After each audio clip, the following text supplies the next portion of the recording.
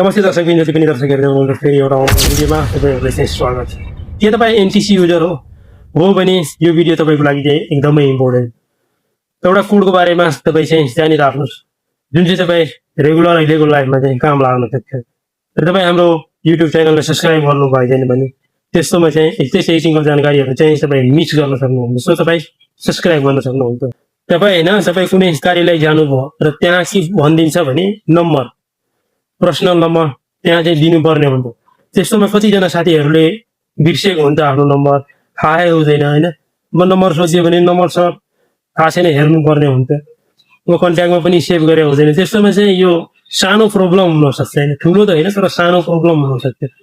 तर तपाईँ चाहिँ एनटिसी युजर हो भने तपाईँले चाहिँ यो प्रब्लम चाहिँ सोल्भ हुन्छ यो भिडियो हेरिसकेपछि होइन।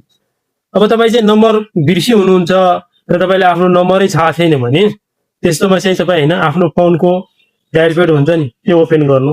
म तपाईँले चाहिँ एउटा ट्रिक चाहिँ देखाइदिन्छु है।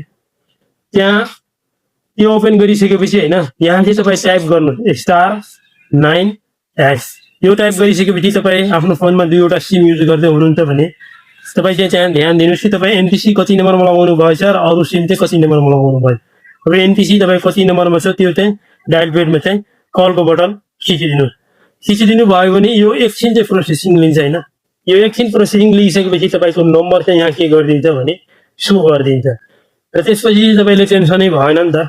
अब कसैले नम्बर देखाउनु पर्यो भने होइन बिर्सिनु नै भएछ भने त्यस्तोमा चाहिँ यो कोड टाइप गरिसकेपछि तपाईँ चाहिँ आफ्नो एनटिसीको नम्बर चाहिँ हेर्न सक्नुहुन्छ।